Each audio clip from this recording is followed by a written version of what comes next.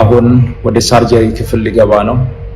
በሁሉ መልካም ነገር ከጎኔ የቆማችሁ ኢትዮጵያውያንና ታላቅ የደግነት ልብ ባለቤቶች ሁሉ ምስጋናዬ ከልብ ነው። በተለይም በክብርት ካንቲባ ወይዘሮ አዳነች አቤቤ አስተባባሪነት ኤምኤንአርሲ ሮው ማቴሪያል ኤክስፖርት ኤንድ ኢምፖርት ፒኤልሲ ላደረጉልን ከፍተኛ ድጋፍ በእጅጉ እናመሰግናለን። ሁላችሁም ክብርት ካንቲባ ወይዘሮ አዳነች አቤቤን እንድታመሰግኑልኝ እጠይቃለሁ። ስማችሁ እዚህ ያልተጠቀሰ የጭንቅ ቀን ወዳጆቼ ሕክምናዬን እንደጨረስኩ በታላቅ ምስጋና ፕሮግራም እንደምንገናኝ እምነቴ ሙሉ ነው። የአገሬ ሕዝብ አሁንም በጸሎታችሁ አትርሱኝ። አመሰግናለሁ። ሳልፈልግ ሰውነቴ እየቀነሰ መጣ።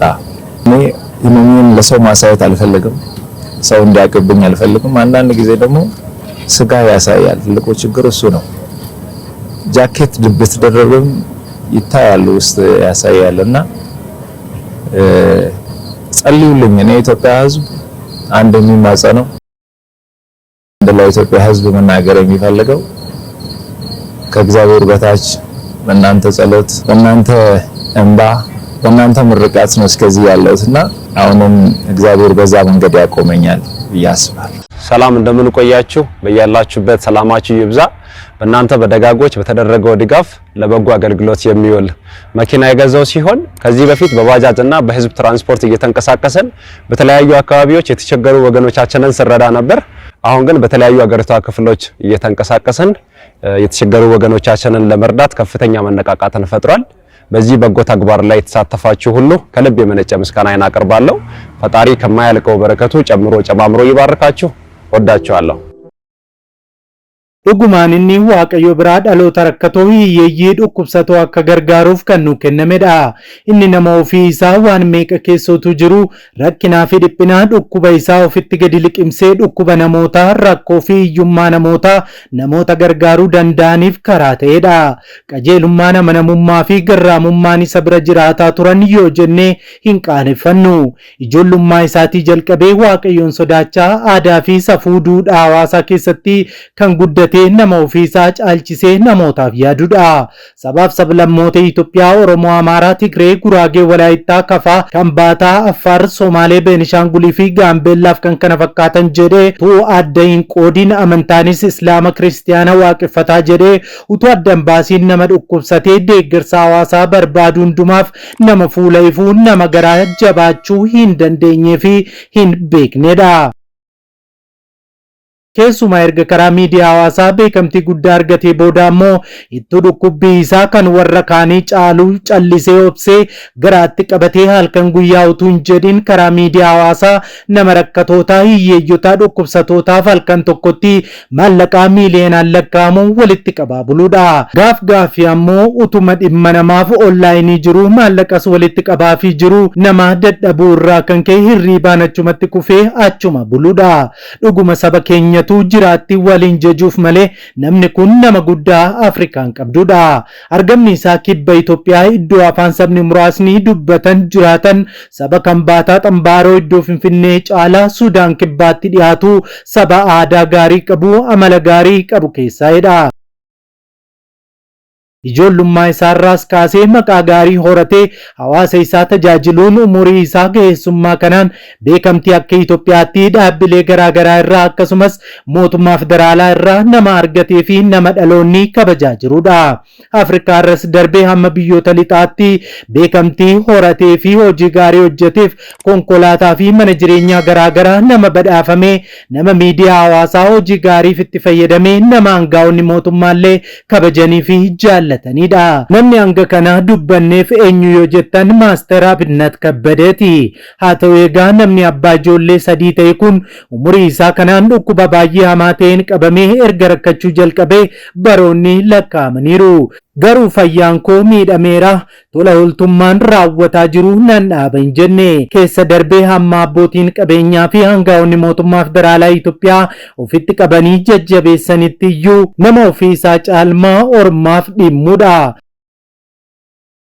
Marree dhukkuba hamaan qabamee utuu hospitaalatti deddeebi'aa jiruyyuu dhukkubsattoota hedduu fi hiyyeessota hedduuf abbaa ta'ee mana rakkattootaarraa deemuun nama akka aduu ganamaa fuula rakkattootaa ibsaa gargaarsa namoonni itti kennan amanamummaan hiyyeessota biraan gahaa turee fi gahaa jirudha. Maaster Abinnat Kabbadee dhukkubsachuun isaa erga dhaga'amee uummanni kibba Itoophiyaa walitti qabamuun karaatti ba'anii bu'aa kadhataa fi turaniiru. Kantiibaan magaalaa Finfinnee kabajamoo Aadde Adaanech Abeebee qaamaan argamuun isa jajjabeessaniiru. Ga'eessi kun guyyaa dheengaddaa yaala dabalataatiif Itoophiyaadhaa ba'uun gara hospitaalaa biyya ormaatti imalee jira. Yeroo inni imalus hedduun imimmaaniifuu amma ijaan arguu dadhabanitti garaan isaanii raafamaafis tureera. Ergamaa Taamiraat Taarraqee dabalatee namoonni beekamoo hedduunis isa geggeessaniiru. Baasii malaa fi yaala isaaf barbaachisus mootummaa ta'u nama dhuunfaa yoo adda baafamuudhaa baateyyuu qaamota naacuftan maraa baay'een isin galateeffadha jedha. Nagaan wal arginaa deebi'een dhufa jechuudhaanis dubbateera Maaster Abinnat Kabbadee. Ofii waa'ee ga'eessa kana citiiwwan isin hin beekne hedduu itti daballee ergaa inni yeroo biyyaa ba'u dabarse odeeffannoo dabalataa wajjin qindeeffanneerra bal'inaan isም ብራንገኛ እንደምን አላችሁ ወዳጆቼ አገር ውስጥ የነበረው ሕክምና ጨርሼ ተጨማሪና ዘላቂ ሕክምና ለማድረግ ውጭ ሀገር እገኛለሁ። በሁሉ ነገር ከጎኔ የቆማችሁ መላው የኢትዮጵያ ሕዝብ ሀገር ውስጥም ውጭም ያላችሁ እህት ወንድሞቼ፣ የሃይማኖት አባቶች፣ ከፍተኛ የመንግስት ስራ ኃላፊዎች እንዲሁም ውጭ ሀገር ሄጄ እንድታከም ሙሉ የሕክምና ወጪ የሸፈናችሁ የቅርብ ወዳጆቼና ቤተሰቦቼ በሽኝት ፕሮግራም ዛሬ እዚህ ያልተገኛችሁ ለሕክምና የከፍተኛ ድጋፍ ናችሁ ስታስታምሙኝ የነበራችሁ በሙሉ እግዚአብሔር ይስጥልን። እጅግ በጣም ከልብ አመሰግናለሁ። አንድ ነገር አምናለሁ፣ እግዚአብሔር የዚህን ህዝብ እንባ አይቶ ጩኸታችሁን ሰምቶ እኔን እንደሚፈውሰኝ ለምስጋና እንደሚያቆመኝ በእግዚአብሔር ላይ ሙሉ እምነት አለኝ። እግዚአብሔር አሁን ባለሁበት ሆስፒታል ላይ ቀድሞ ገብቶ በሐኪሞች ላይ እሱ ሆኖ እንደሚፈውሰኝ እንደሚያድነኝ አምናለሁ። እግዚአብሔር ከእናንተ ጋር ይሁን። እግዚአብሔር ከኔ ጋር ይሁን። ለምስጋና ያብቃን። አመሰግናለሁ። Nagaa faraarri waaqayyoo bakka jirtanitti hunduma keessaniif haa baay'atu. Akkam jirtu daawwattoota Kiristiyaan Miidiyaa. Odeessa wayitaawaa yeroo kanaaf isiniif qindeeffannee isin biraan ga'uuf qabannee dhiyaanneerra. Hamma xumura qophii keenyaatti nu wajjin turaan affeerraa keenya. Yeroo jalqabaaf gara chaanaalii keenyaatti kan dabalamtan subscribe gochuun mallattoo beelii sana fuulduratti isinii dhufu haala tokko tokkoon ol kan jettu irra kaa'adhaa, like share godhaa, yaada keessan saanduqa yaada keessatti nu qoodaa. Kana akka gootaniin qophiiwwan karaa miidiyaa keenyaa yeroo hundumaa faman hunduma dursanii akka isin qaqqabaniif isin gargaara. Kallattiin gara qophii keenyaatti wal wajjin dabarru.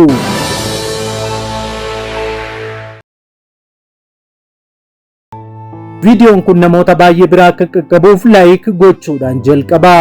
Maaster Abinnat Kabbadee ji'a tokko keessatti dhukkubsattoota nama 5f qarshii miiliyoona 30 ol walitti qabuun gara hospitaala Hindiitti nama erguun riikardii addaa cabsedha.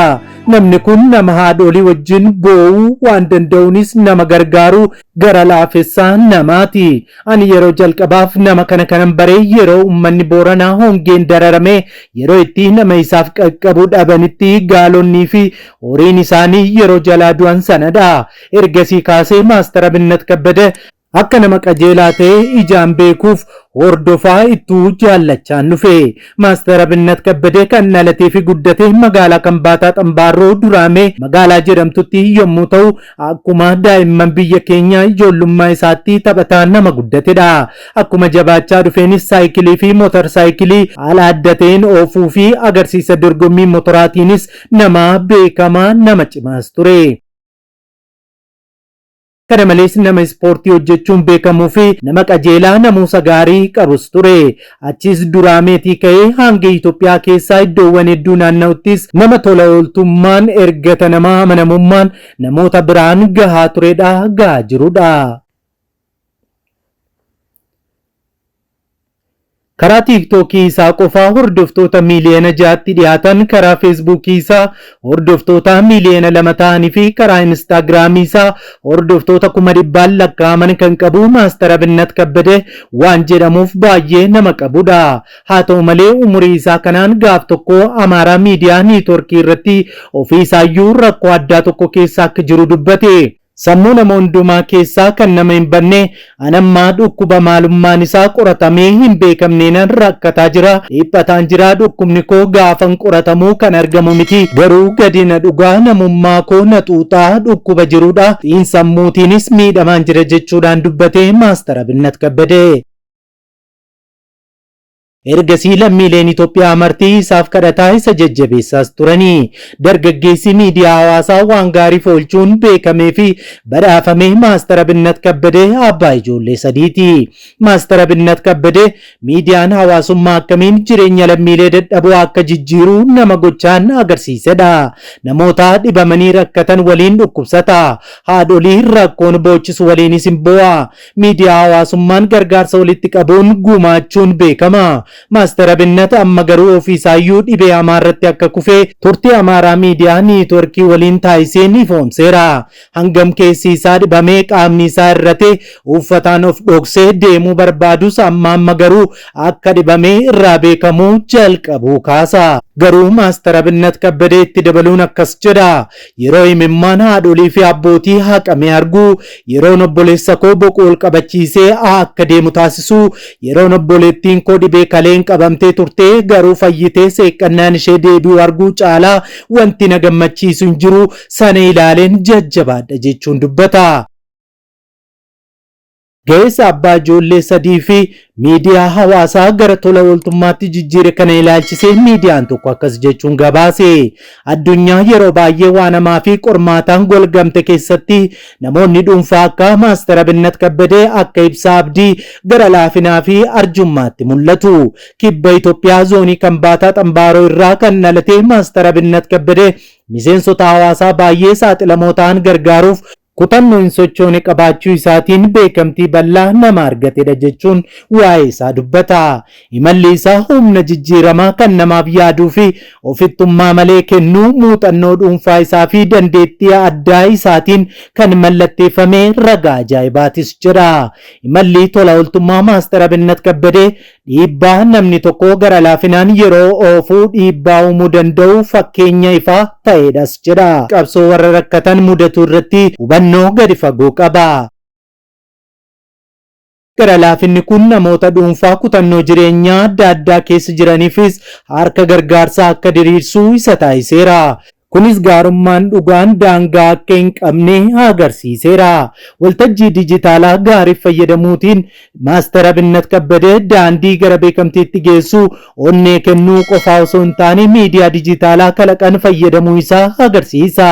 Karaa tajaajilawwan akka TikTokii fi YouTube dabalatee viidiyoo garaa nama nyaatu kanneen jireenya namoota inni gargaaruu irratti ifa kennan qooddata. Viidiyoon kun gochi gaarummaa hundi seenaa duubaa akka qabu yaadachiisa cimaa ta'e kan tajaajilu yoo ta'u, hordoftoonni isaa gara laafinaa akka haammatanii fi jijjiirama akka fidan kakaasuudhas. Arjummaa kanaan dura hin argamneen gufuuwwan cabsuu irrattis Maaster Abinnat Kabbadee ga'ee guddaa ba'eera. Maaster Abinnat Kabbadee kan adda godhu guddina arjummaa isaa qofaa osoo hin taane qormaata inni ilaalu waliin walitti dhufeenya dhuunfaa isaatis jedha miidiyaan kun. Yeroo tokko ofii isaatii rakkina guddaa keessa kan ture yoo ta'u, haalawwan qabeenya ofii isaa gatii geejjibaaf gurguruuf isa dirqisiisan isa mudatanii akka turanis hubatamuu qaba. Yeroo tokko gara bakka dhaloota isaatti deebi'uuf jecha sababii kaffaltii maallaqaa tiraanispoortii dhabeef jecha nama jaakkeetii isaa gurguratedha Maaster Abinnat Kabbadee. Haa ta'utii Maaster Abinnat Kabbadee har'a fakkii kabajamaa fi jijjiiramaa kaataalistiidha. Tattaaffii tola ooltummaa isaatiin alattis Maaster Abinnat Kabbadee eenyummaa isaa keessaa gama ajaa'ibaa kan biraa qaba. Ogummaa isaatiin ogeessa motorsaayikilii yaabbatuu fi agarsiisudha. Seenaan dhuunfaa Maaster Abinnat Kabbadee fi dandeettiin addaa akka madda kaka'umsa cimaattis tajaajila. Imalleen rakkina irraa gara arjummaatti godhee ogummaa motorsaayikilii isaatiin wal qabatee namni kamiyyuu ergama jijjiiramaa ta'uu akka danda'u agarsiisa. Ergaan isaa gadi fageenyaan kan dhaga'amudha. Muuxannoon fedhii fi dandeettii addaa horachuun walitti makamuun humna cimaa gaarummaaf uumuu danda'a. Tokkoon keenya karaa adda ta'een jijjiirama gaarii fiduuf dandeettii akka qabnu nu yaadachiisas jedha miidiyaan seenaa Maaster Abinnat Kabbadee irratti hojjete kun. Imalli ajaa'ibaa Maaster Abinnat Kabbadee bakka barbaachisummaarraa gara ibsaa abdii ta'utti godhee humna jijjiiramaa gara laafina kan mul'isudhas jedha. Muuxannoo fi dandeettiin isaa humna tola ooltummaa akka ta'uu isa kakaasee waltajjiiwwan dijitaalaa fi ogummaa motorsaayikilii yaabbachuu isaa fayyadamuun ergaa gaarummaa fi kennuu isaa akka guddisu isa taasisedhas jira. Seenaa dhuunfaa isaa fi dandeettii addaa kutannoo isaa hin sochoone tokkoon keenya eessaa akka jalqabnu osoo hin ilaalin dhiibbaa waaraa fiduuf dandeettii akka qabnus agarsiisa.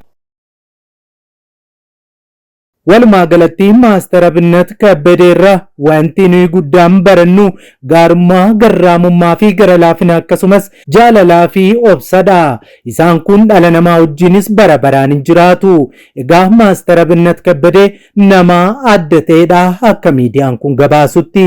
Dhibee keessoo koo waaqni akkanaaf wallaanu nana mana kanaan achi nama rakkisuu hin fedhu kan jedhu Maaster Abinnat Kabbadee uummanni Itoophiyaa akka waaqayyoon naaf kadhatuun barbaada jechuun gaafateera. Maarree Maaster Abinnat Kabbadee dhukkubsatee erga hospitaala galee ji'a tokkoof yaalamaa tureen booda riferiin barreeffamuufiin yaalii dabalataaf gara hospitaalaa biyyaan alaatti ergameera. Maaster Abinnat Kabbadee yeroo yaalii dabalataaf biyyaan alatti imaluttis uummata Itoophiyaaf ergaa dabarseen adaraa keessan naaf kadhadhaa waaqayyo na gargaaree fayyee deebi'ee akkan uummata koo gargaaruuf naaf kadhadhaa jechuun hanga har'aatti namoota na cinaa dhaabbattan namoota hospitaalatti na gaafataa waa'ee koof mana keessanittis waldaa keessanittis naaf kadhataa turtan mara akkasumas namoota baasii imalaa fi yaalii kaffaltii hospitaalaa koo hundaa naa cuftan maraan guddaan isin galateeffadhas jedhe jira. Yoo fedha waaqayyoo ta'e deebi'ee dhufeen gammachuun wal argina jechuun ija imimmaan guuteenis dubbateera. Hiriyoonnii fi namoonni jajjaboon akkasumas haati manaan isaa fi ijoolleen isaa wajjin turanis isa jajjabeessaa abdiidhaan fayyaa akka deebi'ee dhufu dubbatanii jiru. Egaa nutis ga'eessa abbaa ijoollee 3 fi haadha manaa tokko nama abbaa hiyyeessotaa ta'e kanaaf waldaan kiristaanaa akkasumas mana keenyatti hundumti keenya waaqayyoon haa kadhannuuf jechuu jaallanna.